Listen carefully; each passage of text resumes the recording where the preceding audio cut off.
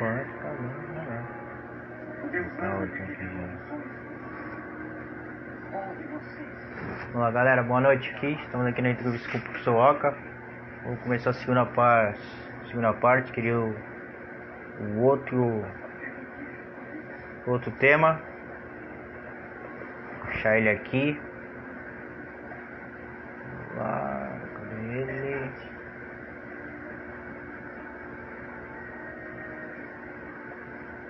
Tem que achar agora ele.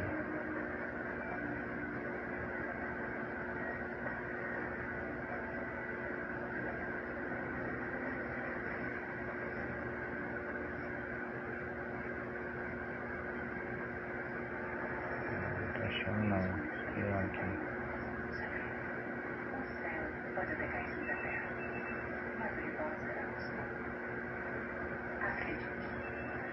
Chegando. Bom, galera, deixa eu fazer aqui a segunda parte, mudando o tema, falando bastante de futebol, né? Então ficou lá o primeiro tema lá na Personal School Car. E agora a gente vai falar um pouco sobre o segundo tema da entrevista. Vou abaixar aqui o som.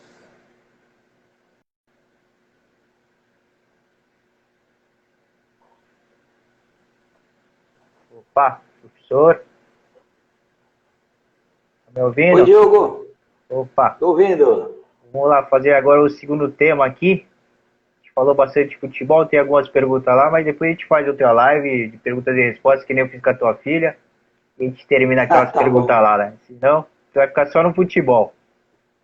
Vamos aqui no segundo. O segundo tema seria sobre a área da educação em relação à responsabilidade da família e da escola. Tivemos algumas perguntinhas legais sobre essa. Então fala um pouquinho sobre isso e depois eu subo as perguntas. Bom, então vamos... como nós encerramos um futebol, né? O que aconteceu? Quando eu resolvi com 22 anos parar de jogar futebol, eu estava no terceiro ano da faculdade de Educação Física, que na época eram 3 anos só, para você ter a graduação e a licenciatura. E nesse último ano, eu já comecei a trabalhar na educação e administrador de academia. Então, comecei a trabalhar na Rede Objetivo de Santos, tá? E aí começou a minha trajetória em 1984. E a partir daí, entrei na educação, é que nem o pessoal fala na gíria popular, né? Tomou a cachaça, gostou e não sai mais, né? Então, um profissional da educação é assim, e foi o que aconteceu comigo.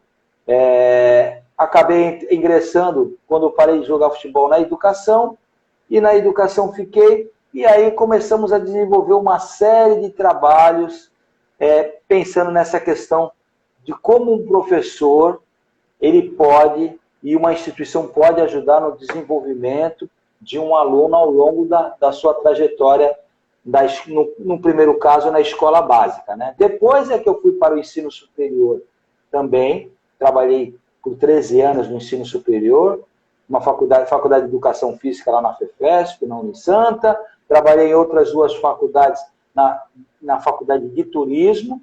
Então aí literalmente eu parei de jogar futebol e mergulhei de cabeça na educação.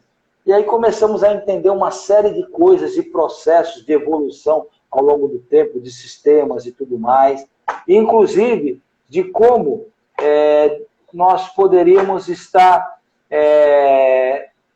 desenvolvendo um trabalho junto à família, né, que é o mais importante, inclusive é o nosso tema da nossa live de hoje. Legal. Vamos aqui ver algumas perguntas. Bom, o Mário perguntou aqui, qual é o grau do professor tem a responsabilidade em relação à educação do aluno? O Mário, assim, isso é uma coisa que está em alguns locais, em algumas instituições, ou mesmo para quem está de fora, é um grande debate. Por quê? Tem muita gente que fala assim, o professor, a escola tem a obrigação de educar o aluno. Não é bem assim. A escola, ela é parceira da família. A família desenvolve a base na questão da educação, e ele vem para a escola entra como parceira, junto com os pais, aí trabalha toda a parte de informação, desenvolvimento, mas não com a responsabilidade exclusiva. O grande problema, às vezes, é que as pessoas, infelizmente, eu já ouvi na minha trajetória como professor, pais e mães, às vezes, falando assim, eu pago uma mensalidade muito alta para vocês se educarem e cuidarem do meu filho. Eu falei, não, você paga uma mensalidade para que a gente possa oferecer a melhor formação possível para o seu filho, para que ele possa se desenvolver e, quem sabe, lá na frente, até ser uma pessoa bem-sucedida, no sentido, pensando na questão profissional, atitudinal e outras coisas mais. Mas a educação começa em casa. Verdade. Ensinamentos do que é certo, o que é errado, respeito à figura de um professor, de uma pessoa mais velha, de um funcionário. Tá? Então, por isso que eu falo, ela é uma grande parceria. E a escola tem que estabelecer essa parceria e tem que literalmente escancarar as portas para que esse pai, ou essa mãe, ou esse responsável, tenha esse acesso para ter essa interlocução. Tanto com a direção, funcionário, como com o professor. Então, isso é um processo de parceria, que nós falamos, é uma via de mão dupla. Tá? Os dois lados têm responsabilidade, e não somente um lado. Porque acontece também um outro lado. Às vezes o professor fala assim, o pai não dá educação, a criança vem aqui mal educada, desrespeito, aí começa a falar um monte de coisa ruim dos pais, e aí acaba assim, quem fala muito mal do outro, não tem tempo de pensar em desenvolver ninguém. Então, por isso é importante essa parceria. A escola tem uma responsabilidade muito grande, sim, tá? Mas a família também tem, tá? Uma vez nós estávamos num debate numa das faculdades aí, que o pessoal reclamava do ensino superior, que os alunos vinham muito mal preparados da escola básica, né? E aí começavam a reclamar dos professores da escola básica. E os professores da escola básica começaram a reclamar dos pais. Aí daqui a pouco começaram a reclamar que faltava estrutura. Ou seja, começou um universo de reclamação. Falei, gente, para. Nós não temos que nos preocupar com o que passou. Nós temos que preocupar com hoje. Então, eu lembro que eu comecei, falei com professores e falava sempre com alunos na faculdade. O meu objetivo aqui é entender como você está chegando na minha mão, vamos dizer assim, no primeiro ano da faculdade. Tá? E aí eu quero saber como é que você vai sair. Como é que é o teu processo? Se você sair igual como você chegou, tem coisa errada. Então não adianta eu reclamar do que para trás. Eu tenho que entender o que está acontecendo e aí, a partir daí, provocar mudanças para o benefício do aluno. Seja tendo o apoio da família ou não. Você tem que provocar. Por isso que, às vezes, muitas crianças, às vezes, ela tem uma identificação muito grande com o professor. Uma afinidade, uma questão afetiva bem mais próxima por conta disso. Porque o professor, de fato, ele significa alguma coisa e ele provoca uma transformação na vida desses alunos aí, dessas alunas. Verdade. Deixa eu ver aqui, pergunta.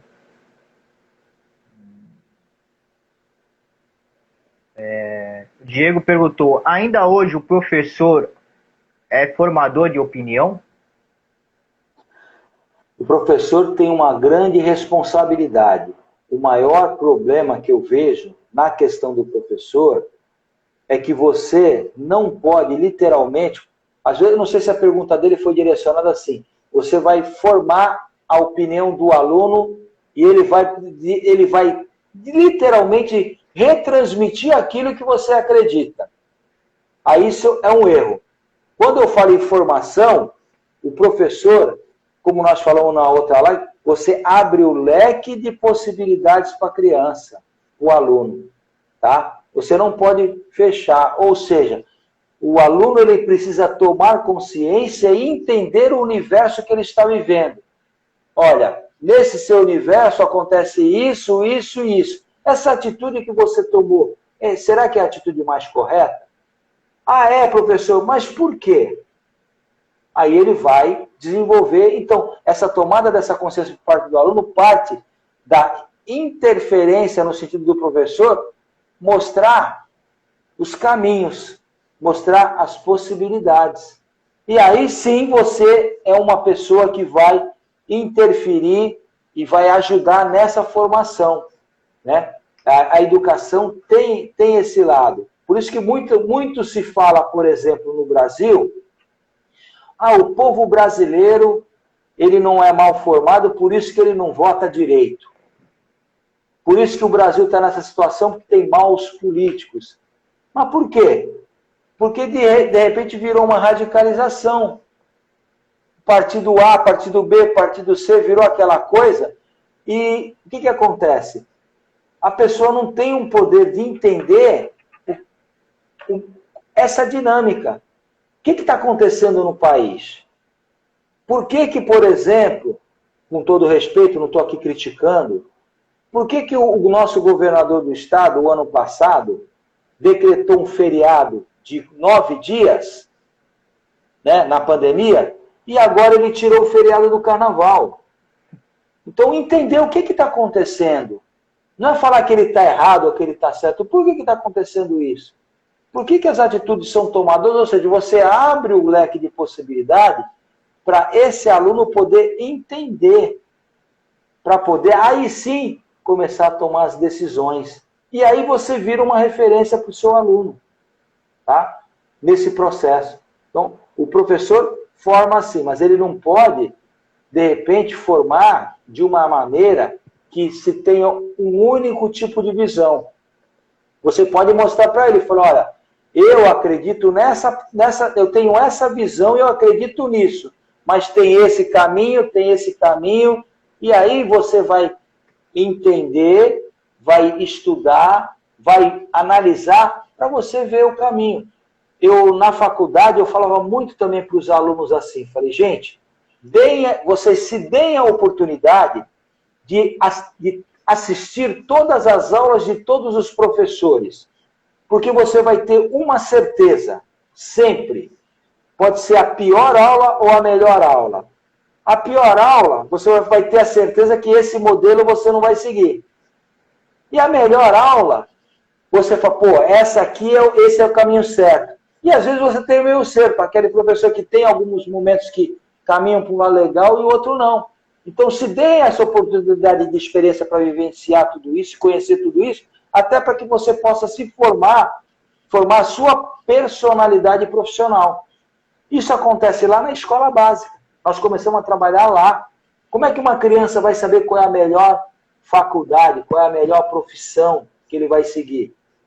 Certo? Você abre as possibilidades e ele vai vendo para poder chegar lá no ensino médio, no final do ensino médio, fazer a opção para a faculdade que mais agrade a ele, que mais tenha identificação com ele. Então, é nesse sentido também a importância do professor na formação de um aluno, na escola básica ou no ensino superior. Legal.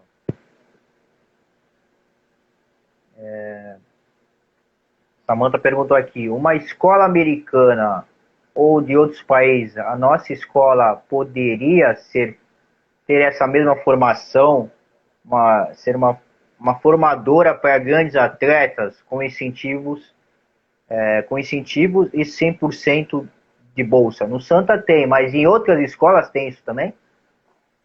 Tem. Algumas escolas têm alguns programas de bolsa, principalmente no futebol. No futebol, por exemplo, você vai participar de uma Copa Tribuna, você tem algumas escolas que têm programas de bolsa, o Santa também tem, né? Mas às vezes a escola foca num, tem escolas que focam no outro. Nessa questão de bolsas de incentivo, que eu entendo de muita importância. Eu tive embates, inclusive, com professores que eram contra o programa de bolsa de estudo. Tá? E eu falava, mas por quê? Por que uma pessoa, um menino ou uma menina, que de repente não tenham condições financeiras de bancar uma escola particular, e aí no esporte tem essa possibilidade de ganhar uma bolsa para poder ter uma melhor formação, qual é o problema nisso? O grande problema é que, em muitos casos, há uma distorção nessa questão da bolsa. E é onde eu me apego muito lá no Santa Cecília. O aluno ele tem que entender a importância que essa bolsa tem na sua formação pessoal, e não pensando só no esporte. Porque uma boa formação de base da educação vai dar um alicerce para ele para ser um bom atleta. Nós conversamos na live anterior, naquela coisa do poder do discernimento, do entendimento do jogo e tal. Isso tudo passa por um processo educativo. Por que não fazer isso? Por que não oferecer isso? Eu sou totalmente favorável. Eu não sou favorável, por exemplo, um aluno que ganha uma bolsa e não valoriza. Por quê? Não há garantias que essa criança, esse jovem, essa jovem com bolsa, não há garantia que ele vai ser um atleta de alto rendimento. Porque pode acontecer muita coisa até lá. Infelizmente, a quantidade de atletas que se tornam profissional, perto daqueles que começam, é pequena. E uma pessoa que tem uma oportunidade de estudar, se não se tornar um profissional na sua modalidade, ele vai se tornar um bom profissional utilizando a base de estudo para ingressar numa boa faculdade. Até para exercer uma outra profissão no esporte que não atleta. Então não tem. Nós temos programa lá no Santa Cecília, desde o colégio até a universidade em vários esportes. Lógico que nós temos que tomar alguns cuidados, porque uma instituição particular também, se sair abrindo bolsa para todo mundo, para todas as modalidades, a escola quebra. Né? Por questão de custos, né? Porque você monta a sala, paga professor, tem estrutura, tem um monte de coisa. Então você tem que ter um equilíbrio nisso. Agora, se todas as escolas fizessem isso, seria muito bom. A pergunta, inclusive, foi feita em questão de modelo americano. Né? Lá nos Estados Unidos, você tem lá o high school, eles começam na escola, fazendo na educação física, começando a se formar na base lá das equipes de base nas modalidades, e vão subindo, inclusive com alguns auxílios, e aí eles ganham bolsa na universidade para jogar. Então existe um processo que eu entendo que o Brasil, o Santa Cecília tenta seguir isso, essa questão de política de incentivo ao esporte, utilizando a educação como uma ferramenta de formação. E isso é possível. Tá? E eu acredito muito nisso. Eu acho que é muito possível e eu entendo que todas as instituições poderiam fazer isso. Em São Paulo, nós temos grandes exemplos de escola. Tem uma escola em São Paulo chamada Amorim, que tem um investimento fantástico em bolsas de estudo para a formação, para a garotada de formação. Inclusive, eles contratam, técnicos para desenvolver trabalhos extra classe, ou seja, fora do horário de aula, para treinamento de equipes utilizando esses alunos. E você, inclusive, trabalhando vamos dizer assim, a consciência desse aluno atleta para te ajudar na educação física com a formação daquelas crianças que não são tão habilidosas assim. Então, ele pode usar dessa habilidade que ele tem no esporte para também ajudar no processo de desenvolvimento de amigos que não tenham isso. Eu vou dar um exemplo bem claro para vocês, que eu vivi há pouco tempo atrás lá no Santa Cecília.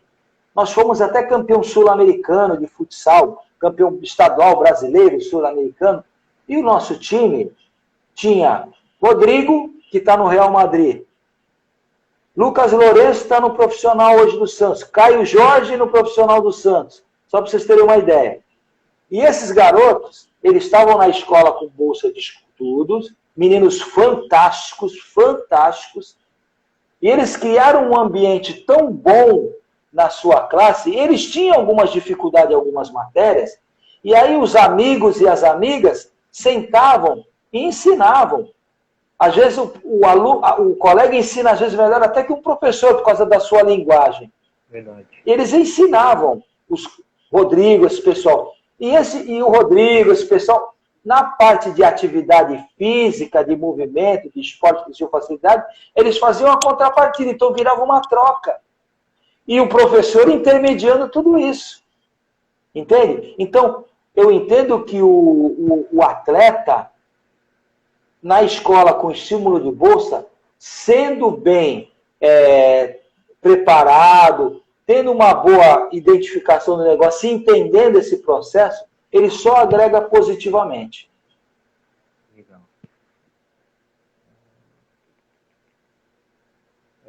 Aqui o Thiago também perguntou, falta algum incentivo do governo no esporte sem ser no futebol?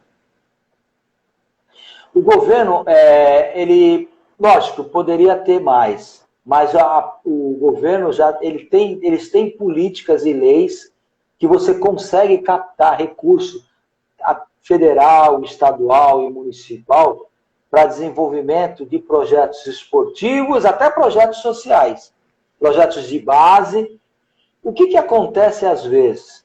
Uma vez eu estive conversando com o Rogério Sampaio, que é amigo pessoal meu, uma outra vez com o Leonídio, que foi jogador olímpico de voleibol. Eu tenho alguns contatos, o Léo trabalha na Confederação de Vôlei, né? O Rogério Sampaio trabalha lá no Ministério do Esporte, e eles me falaram, Oca, tem dinheiro lá que não é utilizado porque as pessoas não fazem o projeto e o devido encaminhamento. Então tem toda uma rotina, tem toda uma situação que você tem que cumprir por etapas para que você possa pleitear uma verba. Mas existe um rigor muito grande no controle disso.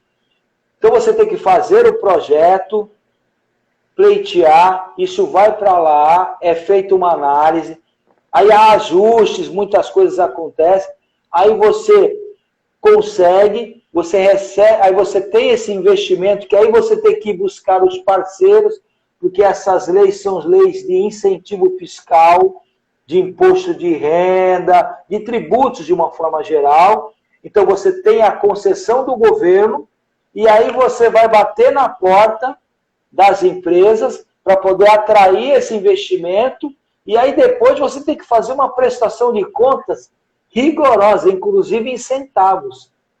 E, infelizmente, o brasileiro não está muito preparado para isso. O maior exemplo de captação de recursos nessas leis chama-se Esporte Clube Pinheiros, de São Paulo. Eu tive uma vez uma mesa de debate com eles há uns 3 ou 4 anos atrás. Eles conseguiam por ano, se eu não me falha a memória, acho que era 23 milhões ou 21 milhões para projetos sociais e acho que 19 ou 20 milhões para esporte. Aí você vê na televisão o Esporte Clube Pinheiros com tudo que é esporte que tu pode imaginar em competição. E a pessoa, como é que o Pinheiros consegue fazer isso?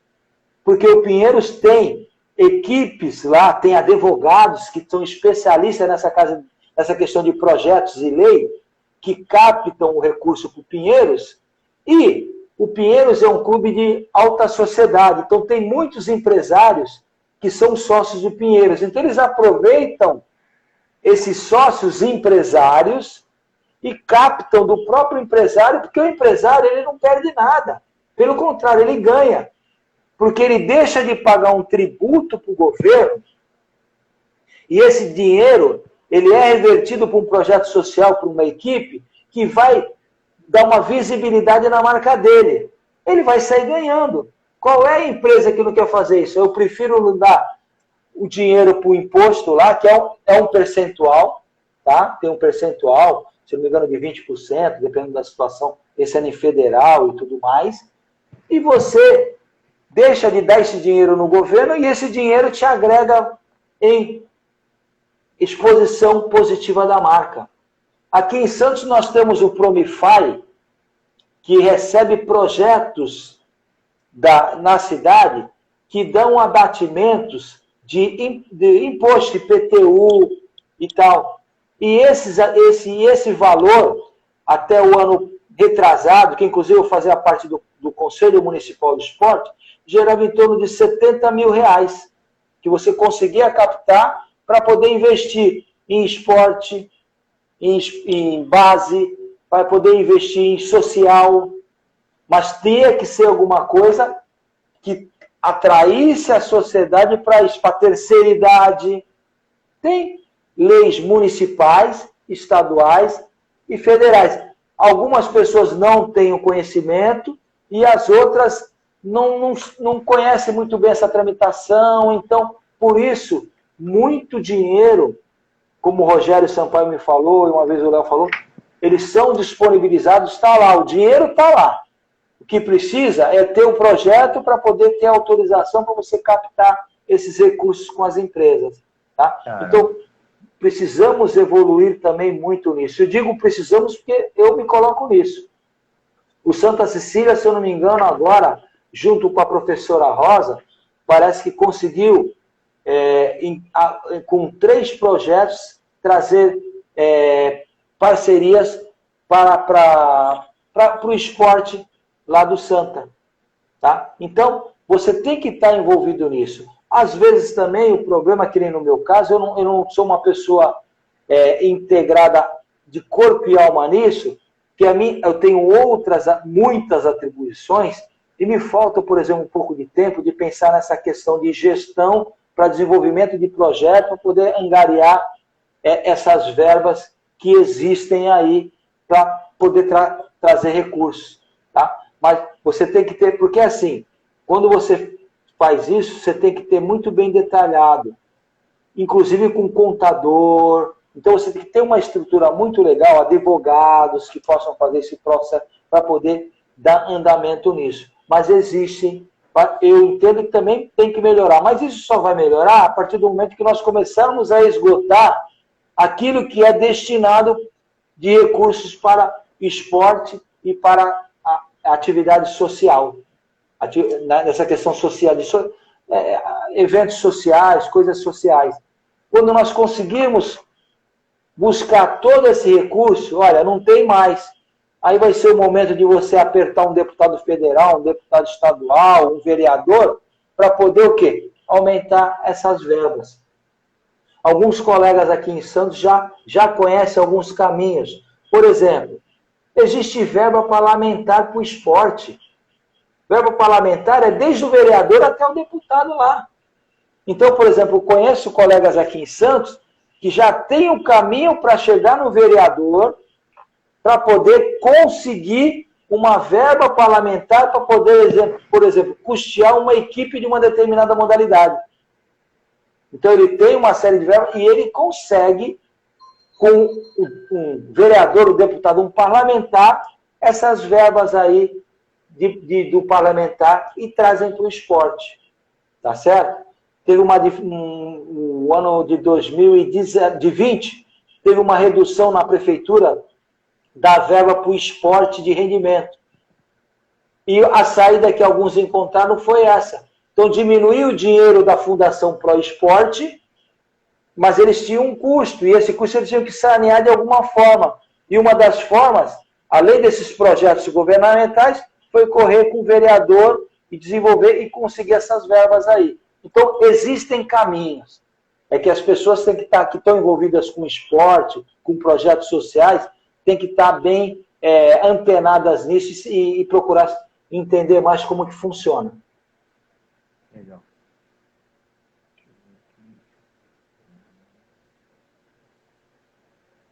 Outra pergunta aqui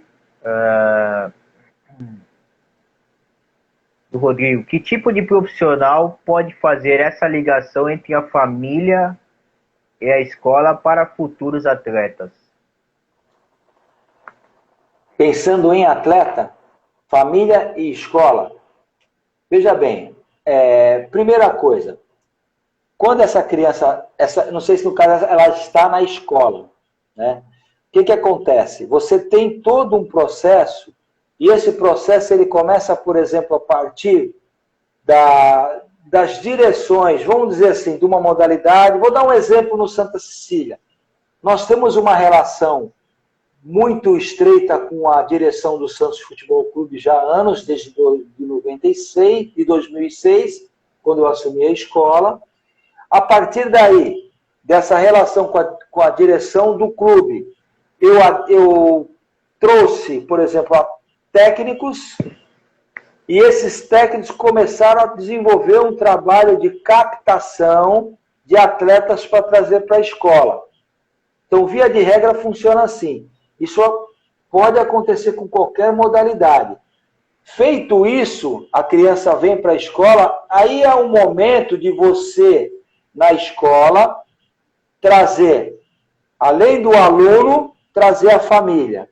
E na escola você tem uma estrutura não só de professores, com psicopedagogos, coordenadores, e você traça toda uma linha de estratégia junto com o clube, ou a equipe que essa pessoa esteja jogando, tá? Dirigentes e técnicos, com a escola e com a família. É meio que um tripé. E a partir daí você começa a estabelecer essa relação de formação.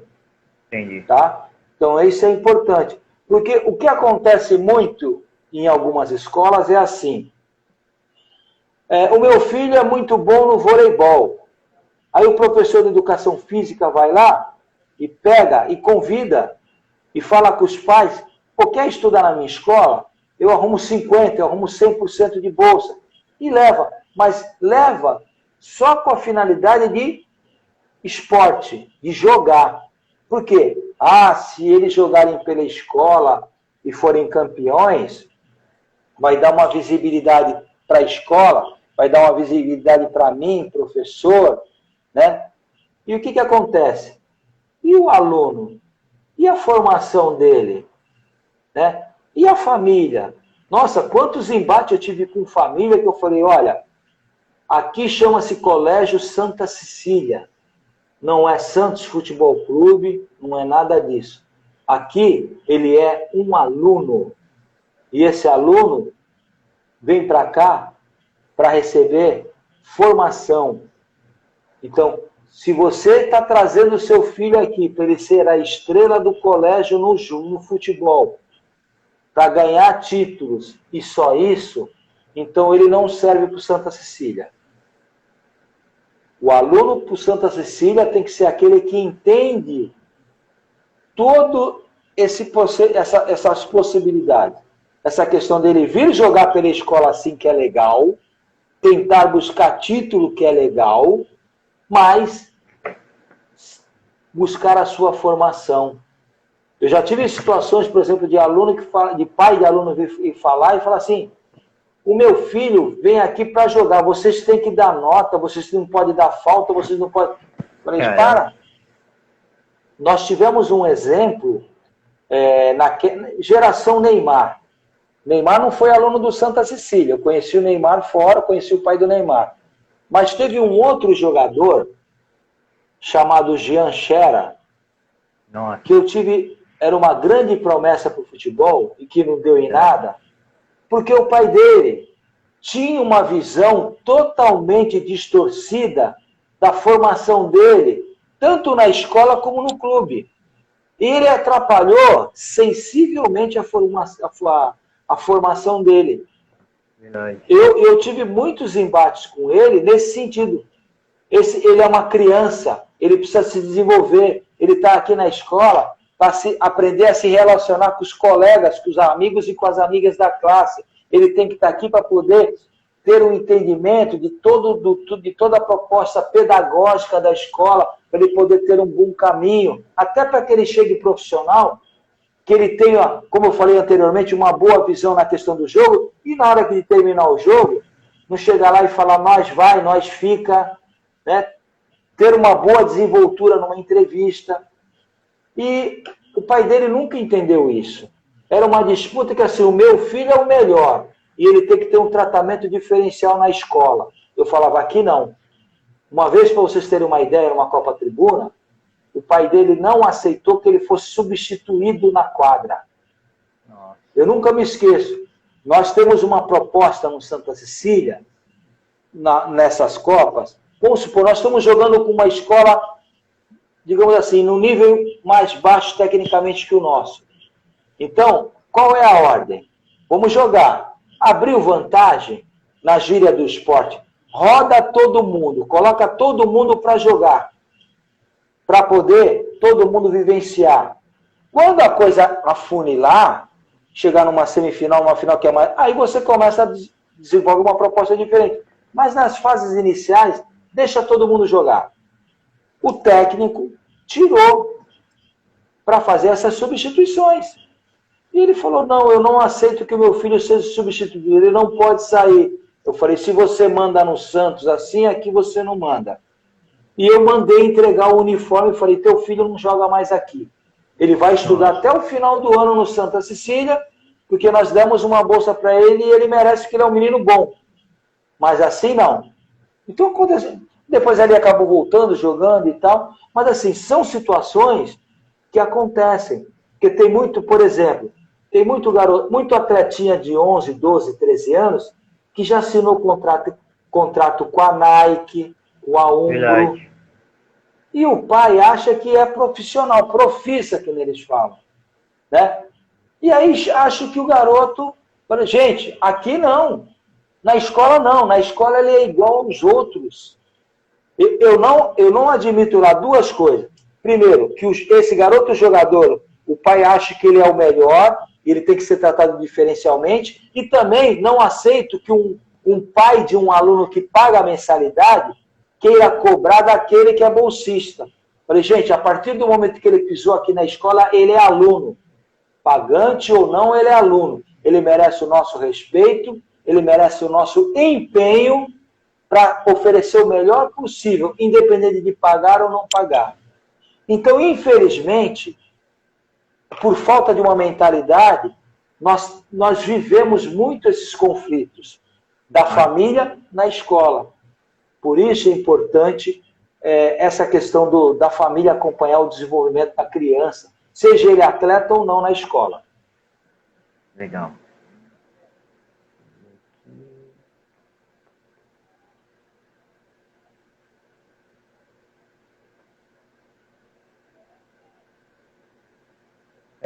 Perguntaram aqui também. Meu pai perguntou essa, Durval. Qual é os níveis dos cursos ou escolas que dá formação de um multiprofissional para vários esportes? O que acontece é o seguinte, pergunta bacana também.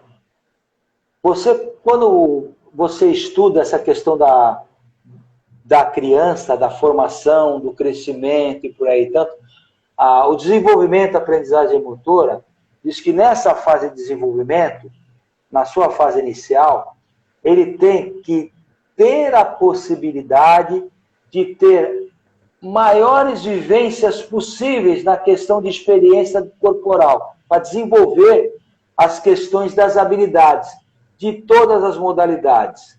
Normalmente, até mais ou menos uns 14 anos, ele tem essa liberdade, essa possibilidade de entrar falando em esporte, em todos os esportes. Quando ele chega a partir dos 14 anos, ele vai direcionando para algumas, para 2 ou para 3. E aí ele vai subindo para 15, 16, e ele vai afunilando até chegar naquela que ele se identifica mais. Tá? Então, o desenvolvimento motor mostra isso. E na escola, você tem que desenvolver isso. Por quê? Inclusive, na própria faculdade, eu falava muito quando eu dava aula na faculdade, que quanto maior o repertório motor que você adquire por essas experiências e vivências, seja no futebol, basquete, vôlei, handebol, atletismo, xadrez, tênis de mesa, você vai adquirindo o quê? Experiências. né? E o que acontece? Quando você afunilar, até as tuas respostas numa modalidade mais específica vão ser melhor pela quantidade de experiências que você agregou durante esse período. Então você recebe todas essas informações, processa, armazena, dá as respostas. Essas respostas, às vezes, elas podem acontecer de forma correta ou não. Aí ele vai se ajustando até ele conseguir formar. E aí isso fica guardado no seu subconsciente. E aí, quando tem alguma situação, problema, ele vai buscar lá as respostas. Então, quanto maior as experiências ele tiver, e aí nós estamos falando no campo da parte do esporte, que foi a pergunta. Quanto maior o campo de experiências ele tiver, melhor vão ser as respostas, tanto no esporte como para a vida dele. Então, por isso é importante, e eu hoje ainda dei aula para o molecada, ainda falei isso para eles. Falei, gente, deem a oportunidade de vivenciar tudo. Não diga que eu não gosto do basquete, eu não gosto do futebol, eu não gosto do voleibol. Vocês têm todo o direito de não gostar. Mas tenham a experiência, desenvolvam isso, questão das habilidades motoras, até também para você ter uma certeza de não ter muita afinidade. Mas quando você faz isso, você tem uma dominância total do seu corpo. E isso vai te acarretar numa melhora lá na frente. Ainda hoje eu falei assim, até para atravessar a rua, você depende disso, porque você tem que calcular a velocidade do carro, distância do carro, para ver se você tem tempo suficiente para atravessar a rua. E onde você aprende isso? Nas aulas de educação física, nas aulas de esporte, na aula de exercício, enfim, você desenvolve isso, e aí o pessoal às vezes não entende que você vai usar essa experiência não só para a questão do movimento ou para o esporte, você vai usar para a sua vida. Ou seja, rapidez de raciocínio para dar resposta. Quantos empresários tem que trabalham na gestão de grandes empresas que eles recebem um monte de informação e eles têm que processar e definir. Mas como eles fazem isso? Isso é um processo que começa lá na escola, essa formação. Por isso que eu falo, não importa que você não goste, quanto maior a experiência você tiver e agregar isso para você, melhores vão ser as suas respostas, agora e no futuro. Então, por isso que não vire as costas para nada, para essas experiências. E eu falo, tanto na parte da educação física, como nos conhecimentos lá de português, matemática, por aí só, tudo afora. Se deem experiência, exercitem, façam lá os exercícios, façam as tarefas, façam tudo, que isso vai ajudar nesse processo de formação. E aí, para fechar, os pais têm uma grande responsabilidade nisso também, e em casa, apoiar, ouvir, de certa forma, cobrar. O que você aprendeu hoje na escola? Qual é a lição? Mostra, me ensina para mim aqui.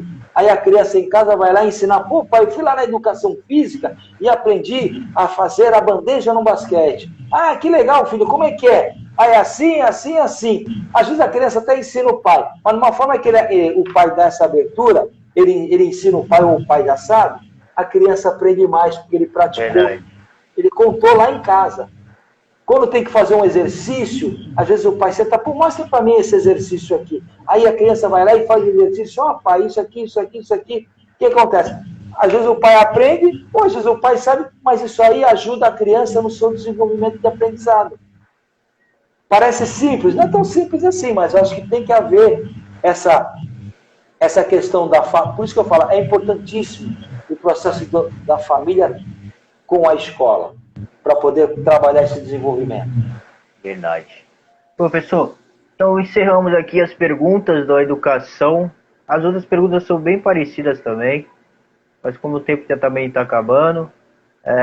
Duas perguntas, acho que eu não lembro de ter feito isso na primeira, sem ser essa, a outra que a gente fez lá na quarentena, lá que estava presa, né?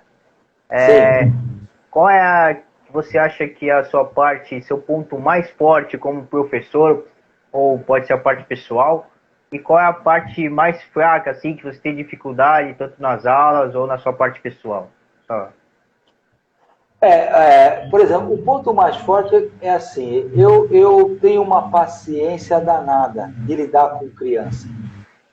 Às vezes eu sou mais criança do que eles, apesar de estar ficando careca, de cabelo branco e tal. Hoje ainda brinquei com eles, falei, não se preocupem com esse novo modelo de aula online e aula presencial. Não se preocupem com meus cabelos brancos, porque eles estão caindo.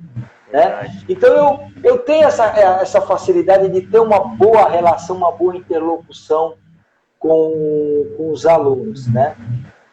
Dificuldade, às vezes é um pouco de falta de paciência com os adultos, digamos assim.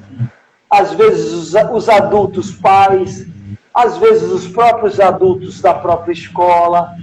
Aí, às vezes eu comento assim, às vezes você tem um problema com uma criança de questão disciplinar, de ordem disciplinar, né?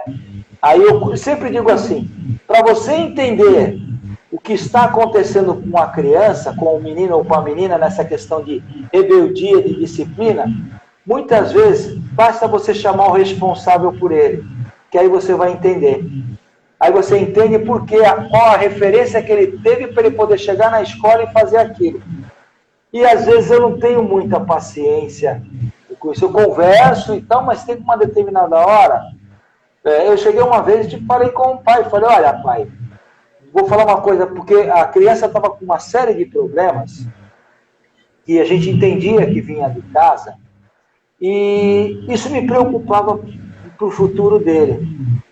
E eu percebia que esses pais, eles não ligavam. Literalmente, eles empurravam com a barriga. Tá? E eu falei, caramba, chamamos esse pai. Porque, inclusive, ele me questionou, reclamou para a diretora, aconteceu aquele coisa toda, porque eu repreendi o aluno, mas eu sempre repreendo e eu converso com ele para entender o que ele cometeu de errado. E a criança, às vezes por um mecanismo de defesa, ela fez uma coisa errada, até adulto faz isso, né? Criança muito mais. Ele fez uma coisa errada, você repreende, chama a atenção e explica, mas às vezes ele se defende, chega em casa e conta uma versão distorcida. E aí o pai vem, ou a mãe, e fala um monte. Então, nesse caso, aconteceu uma situação parecida, os pais foram lá, pai e mãe. E aí começou, e a criança, aí eu e a direção, a coordenação, aí teve uma hora que eu perdi meio que a paciência, e falei assim, olha, primeiro, eu já trabalho há muitos anos, nós temos uma experiência e uma vivência com crianças, e eu vou lhe dizer uma coisa, se vocês não mudarem a conduta no sentido de repente, começar hoje a sofrer um pouquinho mais no processo de educação do seu filho, é melhor você chorar um pouco agora e resolver do que você depois chorar pro resto da vida. Porque o seu filho vai se desencaminhar, pode caminhar para um mundo de droga, um mundo errado, e ele vai ficar até você morrer nas tuas costas e vocês vão sofrer. Então, e chorar. Então, chora um pouco agora, sofra um pouco agora e resolva um problema para quando vocês estiverem na velhice de vocês e ele na fase adulta, eles falaram assim, missão cumprida. Então, às vezes, eu tenho um pouco de dificuldade para lidar com essas questões relacionadas mais aos adultos. Tento conversar, mas tem uma hora que eu falo, gente, por favor, né? Uma vez na faculdade, vamos falar em faculdade, eu dava aula numa 7h30 da manhã, na FEFESP. E aí eu entro e eu sempre deixei uma relação bem aberta com alunos de faculdade, porque são alunos que estão lá buscando a sua formação. E eu falei, gente, vocês têm total liberdade de entrar ou sair. Tá? Porque eu não estou preocupado com presença, com falta, com nota, não estou preocupado com nada disso. A minha preocupação é dar a melhor formação possível para vocês na profissão que vocês abraçaram.